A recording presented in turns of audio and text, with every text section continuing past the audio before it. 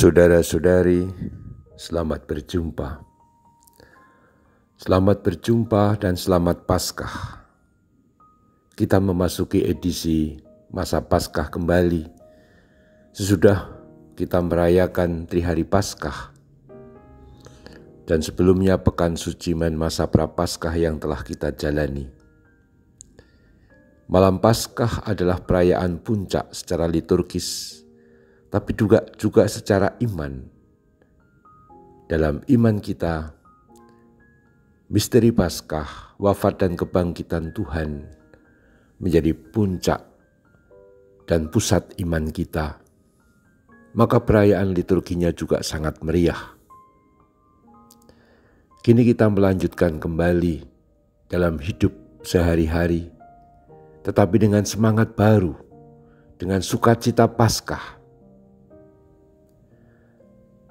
Maka adorasi ini kita pakai, kita gunakan untuk merenungkan adorasi sebagai saat kita menyembah Kristus yang bangkit, yang disebut Alfa dan Omega.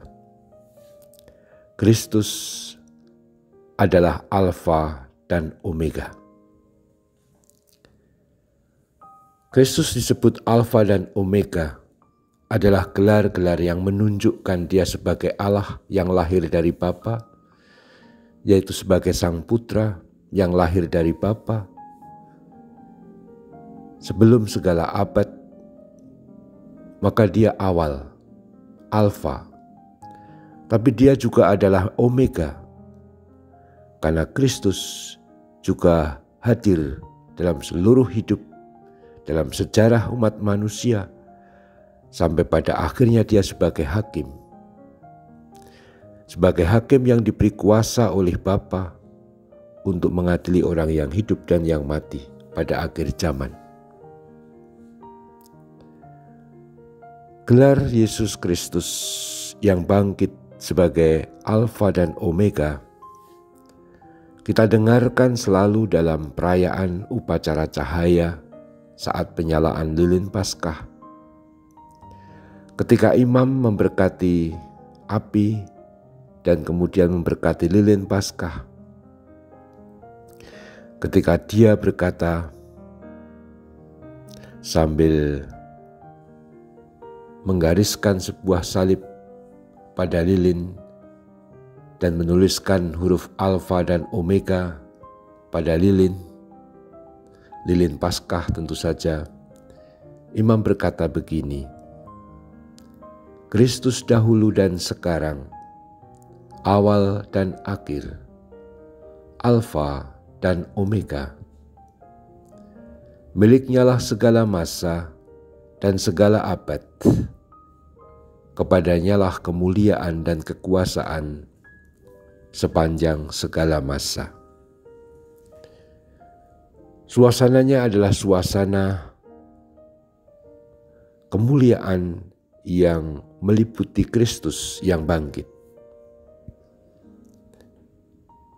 Di sini kita sungguh-sungguh mengalami saat upacara cahaya itu, dari suasana gelap sebagai lambang kegelapan karena dosa atau dosa yang berkuasa atas dunia, dan kematian Yesus disalib digambarkan dalam Injil Sinoptik misalnya, bagaimana langit menjadi gelap sebagai pertanda atau simbol bagaimana dunia sedang dikuasai oleh kegelapan, oleh kejahatan, oleh kuasa dosa. Tapi itu tidak lama. Dengan wafat dan kemudian bangkit, Kristus sebenarnya mengalahkan kuasa maut, kuasa dosa itu. Dengan kebangkitannya, sebagai peristiwa itu sendiri sudah jelas bagaimana kematian bukanlah akhir. Dan Kristus tampil dengan kemenangan yang jaya atas dosa dan maut. Dan itu dilambangkan dengan sangat bagus melalui lilin Paskah yang dinyalakan. Dalam lilin itu sekali lagi tadi sudah dikatakan, diberkati dengan kata-kata Kristus dahulu dan sekarang, awal dan akhir, Alfa dan Omega, miliknya lah segala masa dan segala abad. Kepadanya lah kemuliaan dan kekuasaan sepanjang segala masa. Marilah kita gunakan adorasi saat ini untuk merenungkan Kristus yang kita sembah adalah Alfa dan Omega. Kristus yang ada di depan kita dalam sakramen Maha Kudus adalah Kristus yang hadir dalam seluruh sejarah umat manusia, bahkan sepanjang ciptaan. Kalau diyakini dari terjadinya dunia dengan segala teorinya, Kristus sudah ada, yaitu sebagai Putra Allah yang lahir dari Bapa sebelum segala abad. Sebelum ciptaan ini ada, Sang Putra telah ada, dilahirkan oleh Bapa dalam Roh Kudus. Sehingga dia bisa disebut sebagai Sang Alfa, awal. Tapi dia juga disebut sebagai Omega, karena Kristus juga akan mengadili dan menghakimi semua orang di dunia ini, dari sejak pertama sampai akhir nanti pada akhir zaman. Dan di sana Kristus sebagai hakim, sebagai Sang Anak manusia yang penuh kuasa.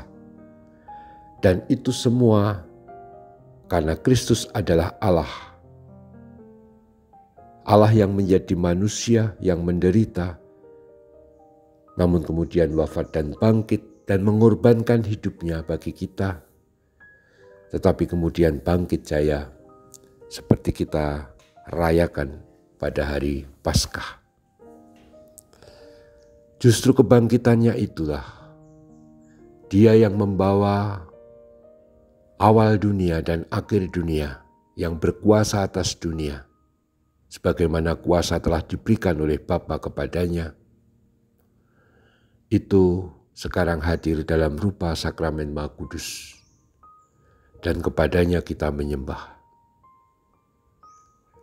Maka adorasi ini bukan untuk merenungkan mengenai perbuatan kita, tapi lebih pada memuji dan memuliakan Kristus, Sang Alfa dan Omega. Dan kita mohon agar Kristus, Sang Alfa dan Omega, juga merajai hidup kita, juga menguasai hidup kita, sehingga kita dengan sukacita mewartakan kegembiraan Paskah ini kepada sesama, dan dengan adorasi kita menjadi semakin dekat, bukan hanya dengan Tuhan tapi dengan sesama, karena membawa sukacita Kristus. Terpujilah Tuhan kita Yesus Kristus untuk selama-lamanya. Amin.